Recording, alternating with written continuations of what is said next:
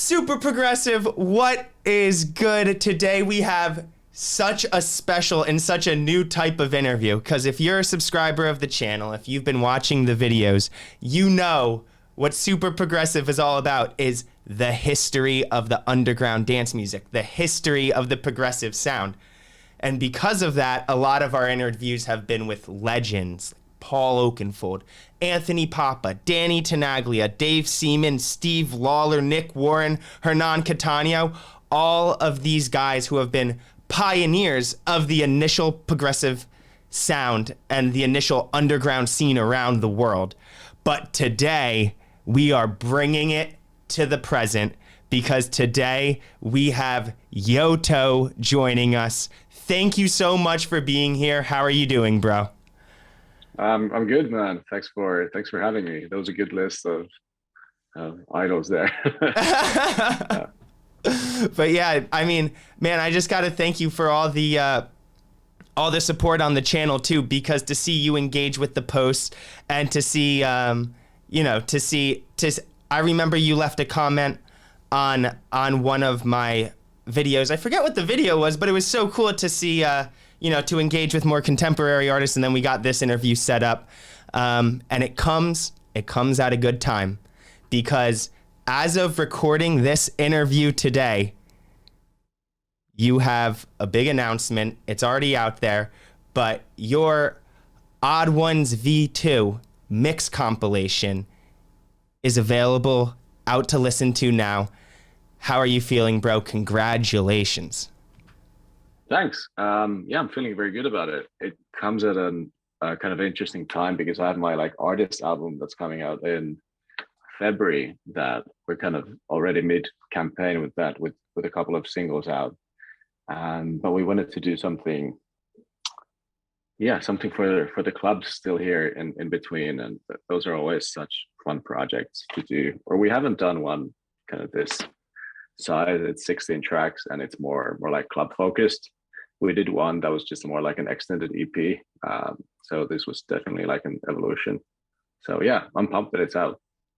Oh yeah, and I'm sure your Instagram or whatever channels you're promoting on is blowing up, because even I put it on my story and I had so many people reach out, like, so excited about this. And I just want to let you know, we were talking about this a little bit earlier before we started recording, but my audience is dominantly like the progressive house classics audience, the guys who went clubbing in the 90s and early 2000s, and now they're moms and dads with families and stuff. But whenever we talk about contemporary artists that are carrying the torch, it's them that are pointing me to you. And they were so excited to see that this compilation was coming out. So I just wanted to share that with you. Yeah, that's amazing to hear. Yeah, I guess I ended up following your channel from seeing it somewhere. And yeah, a lot of the stuff you share is the stuff that I kind of grew up on or started listening to when I was, yeah, I guess kind of around 17, 18 and stuff like that. So it was very kind of formative years musically for me. And yeah, that's kind of where my kind of basic interest to this type of music kind of grew from. Yeah, I mean, I'm so stoked to get all into it. And so, with all the DJs and producers I've talked to, kind of have a good understanding of how back in the 90s compilation albums would come together in the early 2000s. I have no idea what this process is like in 2022. Can you kind of share how this project came to be and how maybe like arduous or tedious the process is of creating a compilation album in 2022 is? Yeah, there's one thing that actually helped us create this one, was that we kind of went from demos that we got to the label. So there was not a lot of back and forth trying to, kind of sign records or license them from labels, which I'm sure was a big, I don't know, not waste of time, but just a lot of work, especially if you're working on a compilation where you have to get records that are already out there. But we were working with kind of demos and stuff that people really wanted to sign with us.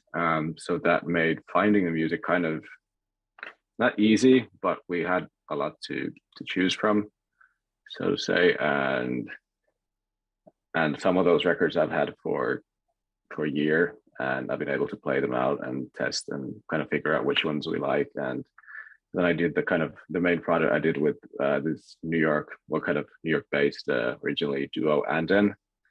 And yeah, they were also really on the promo email, checking everything out and finding some hidden gems. So yeah, I guess once we kind of started figuring out the track list and all the tracks we want, then we had to go back to the artist and actually see that they haven't signed it anywhere else, because you never know. You know, an artist might send the same track to like 10 labels and then it's gone.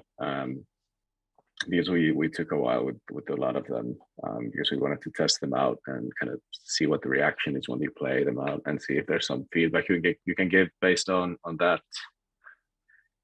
And then yeah, once we had it, then it was kind of getting the mix together, figuring out the track list, and just then there's the whole kind of getting all the deals together and making sure everybody's happy. But we were lucky; all the artists were super easy to work with and kind of engaged in the project. So yeah, could have been a lot worse, I'm sure. Well, one thing that I think is really cool about this project is that you have a great balance of established producers. When I say established, producers that you've either worked with before or have a big following or whatever, they have established careers. And you also have up and coming artists. And I'm curious about how you found this balance. Is it kind of naturally occurring, or is it intentional? Are you trying to, through this compilation album, also shed some light on some artists that are up and coming and you think have a bright future ahead? Yeah, it's definitely like something that we did think about. Of course, if we only got like brilliant records from people that nobody knows, then we would have created the album compilation from them. But luckily, there was a bunch of guys that already kind of have their name up there and have been making some great music for a while. So yeah, of course, as a label, we want to kind of also work with established artists that already have a following. It's kind of easier to work their records. But I don't know, I guess I get more excited when I find or hear a record that I have like no idea who made it. The person might not even have like a social media presence or anything, and then you hear something brilliant, you're like, yeah, this is like, feels more like it's yours, like I found this, or this is like, yeah, it's more of a precious moment, because you know that those kind of established guys, somebody would kind of sign their record. But with the kind of unknown ones, you never know if anybody's ever going to listen to it. So then I don't know, I find it almost more rewarding to find those kind of really hidden gems, because then I'm pretty sure nobody has it, and when you play it out, you can be quite sure that nobody's playing it out currently. You know that. Oh, it's so awesome, man. So the mix album, the mix compilation is available to stream right now. It's on Spotify, and I was wondering, can you, I don't want to put you on the spot, but off the top of your head, can you point to a track that maybe was one of those surprises to you, one of those hidden gems that you ended up being really, really stoked about including on? Well, yeah, there's one from this guy called Daniel Mehes. I don't know how you pronounce that, and the track's called Milo, Mylo, and yeah, I don't know what it is about it, but that just kind of took me back to like some earlier progressive house that I've been listening to kind of way back, and yeah, I just hadn't heard a record like that in a while. But yeah, I have no idea what he's been like doing before. I didn't like do much research, but it was pretty difficult to find out a lot about him. So that was really cool. Definitely. I mean, that's really awesome. And, I kind of want to dive into if if you're down, can we dive into Odd One Out a little bit? Because Hmm. I'm interested. It's like, you know, you're a producer, you're a DJ, and you're a label head too. How did you know it was the right timing for you to take on that project of being and responsibility of starting your own label? What about it was calling to you? I think that's kind of it was always just like a pipe dream, because that's kind of what I grew up kind of looking at. And when you're younger, you see, there's bedrock, then you link that to like digweed. Then there was Desin Maciello had this amazing label called Alternative Root, which doesn't really exist anymore, but it was amazing. And I think that always kind of gave you a sense of like a weird link to the DJ that you were a fan of. And when there was a release on the label of the DJ, then you're like, oh yeah, if he likes this record has to be good. So then you kind of pay more attention to it, and if you end up liking the record, then you feel like, yeah, you kind of in your head, I guess you imagine that you could be friends. Yeah. So that, yeah, that was like the main kind of dream about it. But it started out being just like a little outlet for me just to put out tracks, because I kind of came up in the Unity world and worked with them a lot. And then, yeah, I just wanted to like have my own little path on the side and slowly move towards that a bit more. So then we just started out releasing my own music, and slowly people started to realize that there's a label, and started sending some music. And yeah, still taking early steps in a way, but it's going well. Oh yeah, it's going awesome, man. And you kind of touched on this in your response. And so you're 36, and that means we were talking earlier, born in 1986. I'm born in 1994. I was 0 years old. I was 1 week old when Renaissance the Mix Collection came out, Right. right? So I unfortunately like I'm going back and experiencing all these mix compilations without having the opportunity to know that this world was exploding when I was a kid, right? But you, being born in 1986, had this unique opportunity to be a teenager during what many consider like the golden age of like CD mix compilations, like, Yeah, for Global sure. Underground, Renaissance, Northern Exposure, all of this awesome stuff. And now we can get a little bit nerdy because I'd love to talk to you about some of your initial favorite mix compilations. uh I mean, that's kind of there's always a few that you really end up loving. Yeah, Desin Maciello's Balance. It's Balance '08, I think. That's probably might be my favorite ever. There's something about it. It's just like kind of clubby and just a fun mix. And Involver, like the first one, I was probably like 16 or 17 when it came out, but I still remember the day when I was working like some horrible summer job at a sausage factory. And I remember taking the train to the city on like the release Friday, when it was a Friday that I can actually still remember, when it was a Friday when it actually like landed at the record store. And yeah, I got there and bought the CD, and it was in this like weird plastic case and all. And I was like so excited to put it on like a portable CD player. And yeah, that was a good era for sure. And it was right after sort of uh, the more classic ones that you referenced, like I don't know, Northern Exposure ones and stuff like that, because those had already been around for like 10 years at that point. And so it was a good like halfway point, I guess, because there was already like a history that I could kind of go back to and try to find them. But there was also a lot of brilliant new CDs still coming in.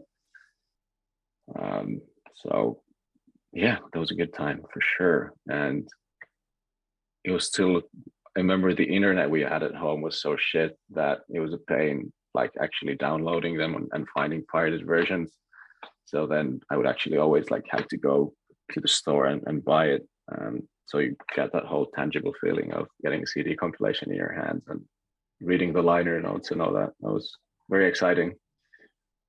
Oh yeah, it's And my. one thing that was actually like, oh sorry, No, go was ahead. was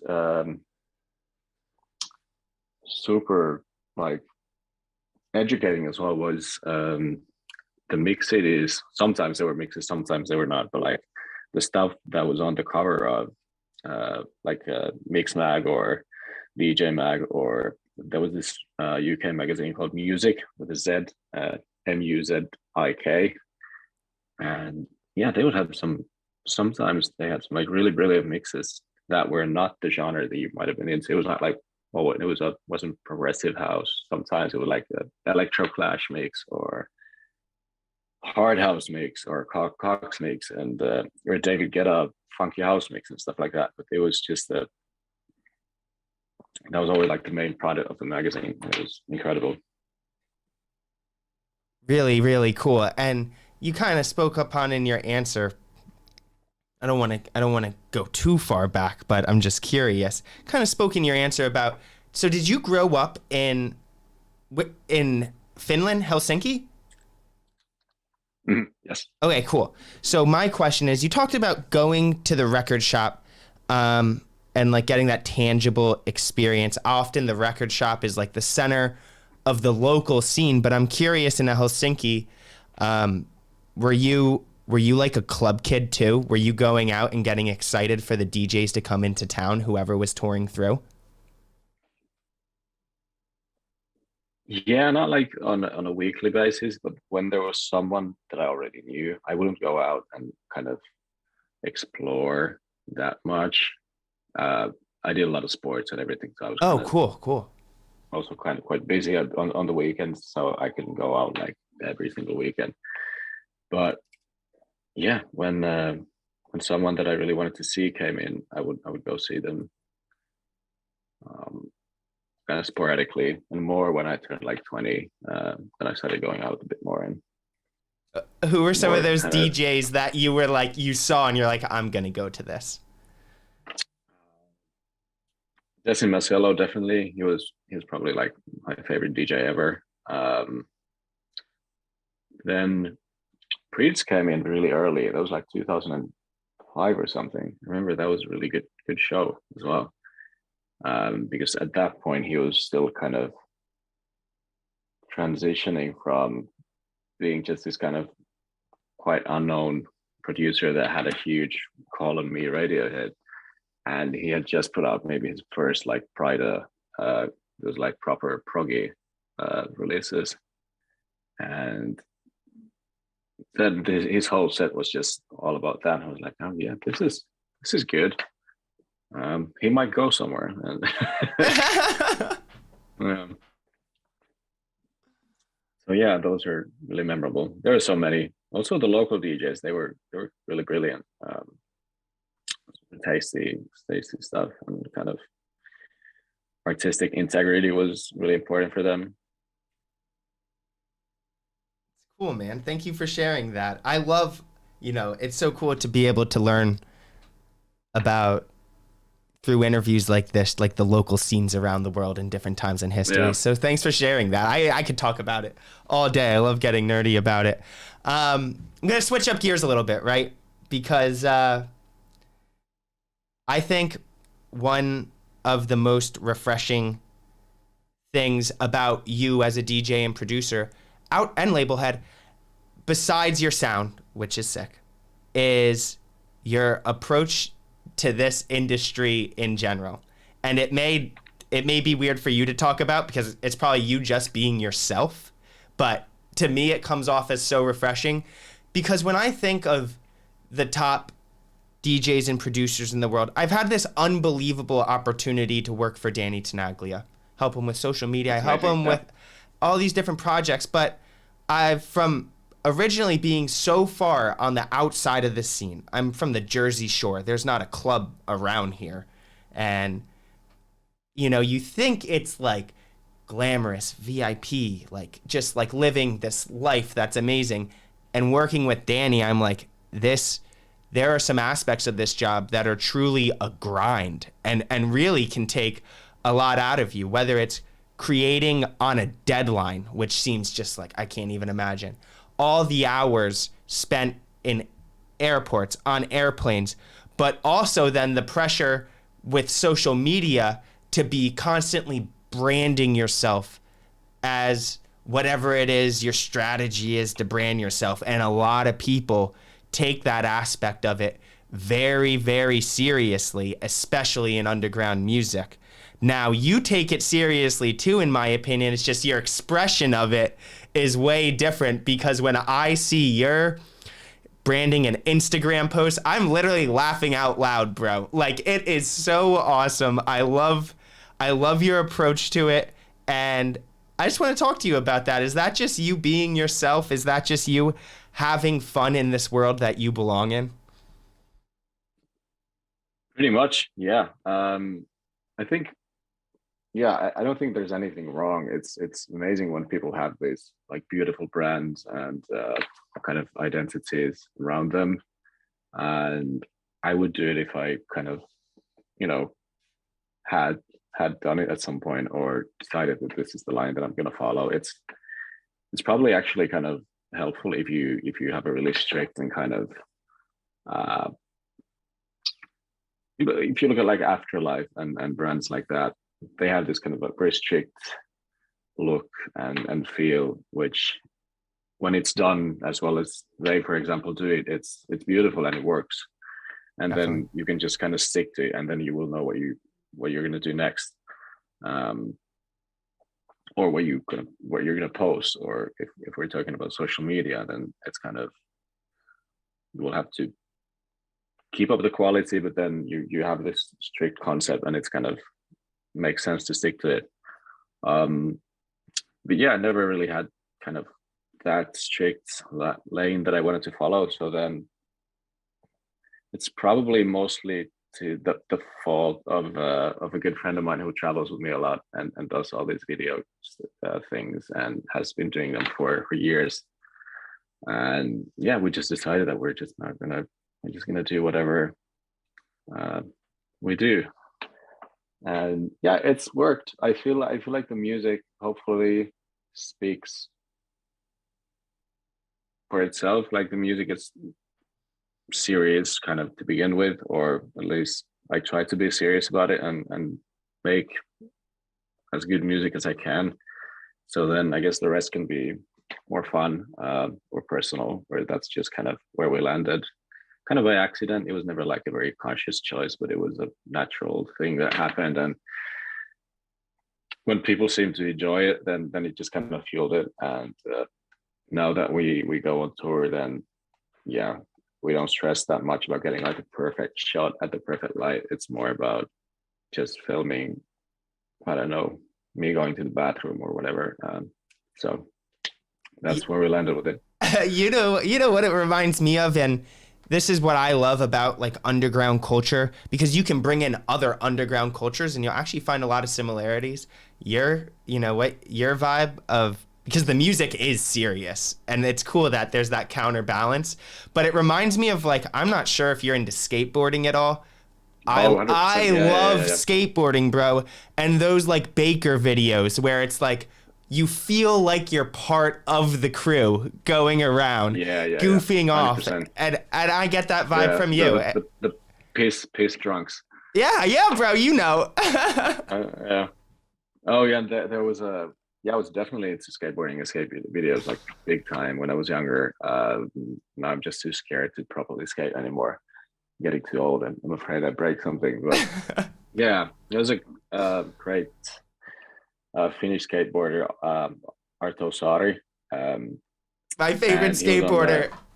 yeah, he was on Flip, this board company, and they had an amazing video, like maybe I don't know, 2000 something like that, 2002 maybe, called Sorry. It was like yellow VHS, and they had I think it was Johnny Rotten from the Sex Pistols do like intros for all the artists, and it was just like so dumb and so fun, and it's definitely, yeah, kind of that whole approach, because what they do is really really hard, and you hurt yourself. So then of course skateboarders kind of they have to have fun and party, and it was cool that it was always included in like a montage and stuff like that.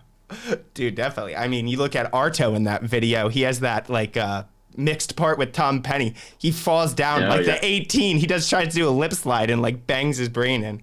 Oh my God. Oh It's yeah, so cool. they animated it because Yeah. they didn't want to show the slam because it was so horrible. Yeah. Oh man, I could talk about, dude, that flip sorry video. It's so cool you brought that up. Ali Boulala skating to burn no bridges. Mark Appleyard's part in that video is like my favorite thing ever. And so if you're into skating, Yeah, I that may be a huge placebo fan. That oh yeah, Mark same, Applegate part, exactly, yeah. exactly, dude. Oh, that's so cool because I'm not sure if you've watched the Nine Club podcast. It's like the skateboarding A couple podcast. times. Yeah, Yeah, yeah. yeah. That's I just tried to copy Genius that for house music. I was watching it all quarantine. I became obsessed with it because I'm not a skater. I started skating after getting into it, but I just got into the lore of this culture, skateboarding, and all the stories and stuff. And I was like, the same thing has got to exist in house music because oh yo, so have you ever may have met my cousin said to mention that he was really stoked for your project. His name's Ned Shepard. He makes music with Sultan as Sultan and Shepard. But it was so cool because he was the one to kind of open my eyes to like the lore of underground dance music and the culture and Yeah, all yeah. of these stories that people like Dom Phillips used to actually include in the liner notes. And you don't, you get those in those physical releases, not so much these days, but it's those notes and those stories that kind of make the culture what it is today. It's really cool to think about. Yeah. But yeah, man. Okay, last question I have for you is I'm learning that DJs, and especially in our conversation today, it's like we all have our careers and things we're passionate about, but we have life outside of our careers too. I'm not sure if you posted that thing of you skiing in Finland, and it looks like you're like literally in like a northern wonderland, like so cool. But Mm. I just want to get to know you a little bit outside the music. Like, what are you passionate about? How do you like to spend your time? Or is it all music all the time, which is cool too? No, it's kind of my music is kind of based on um or I'm in the studio at the time my boys are in daycare, so that's kind of 9 to 5 studio, which actually I never thought it would, but it actually works for me super well. But yeah, other than music, yeah, a lot of sports. Try to stay healthy.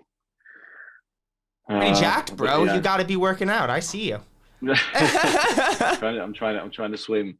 Um, yeah. Oh yeah. Oh my God, I promised my friend I'm gonna do a marathon. No, a triathlon with him. So I'm fucked. Um, yeah. Try to just like live a relatively normal life, and then go on tour and feel weird about it and enjoy it, and then come back. And yeah, I like that balance of kind of normal suburban life, and then the absolute opposite of traveling around and being in loud places and not sleeping at all. Uh, I think they kind of feed each other. It's good to come home and be kind of grounded and based, and I think Finland especially is kind of, I don't know, just feels nice and quiet for me, and it's home, so that really calms me down. I still, even if I have two weekends, let's say in the US, I still fly home in between. It's not the greenest thing, so that's something to kind of be cautious of, but just recharges very differently. Definitely. Um, Like, yeah, kind of trying to take holidays as often as I can. yeah. Yeah, it's cool, bro. And do you have time Just for like what? once a year. Do you have time for one more question? I just have one that Oh popped yeah, to yeah, my yeah. head. All right. Okay. Yeah. So, you come out because I'm interested in what's upcoming next. But then I just catch myself because it's like you just spent so much work as both a producer and a label head bringing this compilation together, right? How are you as both a producer and a label head? Do you think about how to incorporate aspects into a project where it's not just the thing that happened that week. And then since there's thousands and thousands of songs coming out every day, we live in a time in human history, no music. There's never been more music being released ever than right Right. now. So it's like, how do you, as an artist, as a producer, as a label head, try and make these projects last for more than just the little news cycle that all the articles are written on, and actually connect with your audience and listeners and Yeah, clubbers? I would have like discovered the magic bullet for it. But yeah, you never know. Sometimes what I do at least is I still keep playing records long after they're released. That's at least kind of what I can do. That's very kind of concrete. Um, because I remember there was a trend. I think it's moving away. But there was a trend that people would also always just like try to play like the. It's cool to play unreleased stuff. Nobody's ever heard it. It's really special. And but some records are so good. You should still keep playing them even after everybody else has them. Um, but yeah, I mean, I'm lucky to work with my manager and all the other people that we kind of engage with the label stuff uh, that have good brains for this stuff, and they can come up with ideas as well on how to push these records a bit more after they're released. Once they get it's like it's always in the initial pop in streams and purchases, and then it always kind of fades away a bit. Sometimes they get picked up and people start playing them and or streaming them a bit more. But yeah, I don't know why. Maybe they're just good records. I hope. I just kind of wish that the kind of diamonds like shine through and have longevity. But yeah, sometimes they don't. And I guess getting remixes done or recycling your catalog a bit is helpful as well, which might be something to do. I'm kind of planning on taking this odd ones thing, maybe into like a yearly thing where I would always do it with somebody. Like this time it was Anden, and they did just a huge amount of work on it. And but at some point we could also start including some tracks from the back catalog, that we've released like 5 years ago. Once we have released for 5 years now, it's been like 3.5. But like you can go back to the early records that you have and kind of rework them, or just kind of reintroduce them to the audience, I guess. Cool, man. Very cool. Well, I really want to thank you for joining me today, because this is probably one of your, I don't know, combination of busiest and also most celebratory days. Like you just, your project's out. It's so lit. And just thank you so much for taking, yeah. Thank you so much for taking the time to speak with me. I know the followers are going to lose their shit. They're going to be so stoked to hear from you. And they're also going to be so stoked to listen to the compilation, bro. So thank you so much for coming. I'm really, really grateful. And I wish you the best of luck with everything. And we'll be in contact soon again. Sure. And I'll be, I'm looking forward to promote this. And I just wish you the best of luck, bro. You're awesome. Great energy, great vibes. And you're, to me, what the contemporary underground is like, what stokes me up about the contemporary underground. So thank you, bro. Oh, thanks so much. That's awesome to hear. it's funny to find myself like in a place where uh if I think I kind of started out with the idea of trying to follow like the stuff that I loved when I was uh yeah kind of growing up and going into like a very kind of rigid um progressive house line, and then slowly you end up making all types of music, a bit of this and that. I did an ambient album this year. um some of the records I make are like widely kind of more radio based than the kind of more proggy stuff that I play. And yeah, it's cool to get support from you as well. Really love what you're doing, so keep up, spreading the gospel of the progressive stuff. And thanks for the interview. Yeah, bro, definitely. Well, super progressive. Hope you guys enjoy this one. Peace out. Thanks again. What fun. Oh, let's go. That looks like Renaissance. Is that Dave Seaman? Desire, Yeah. sick.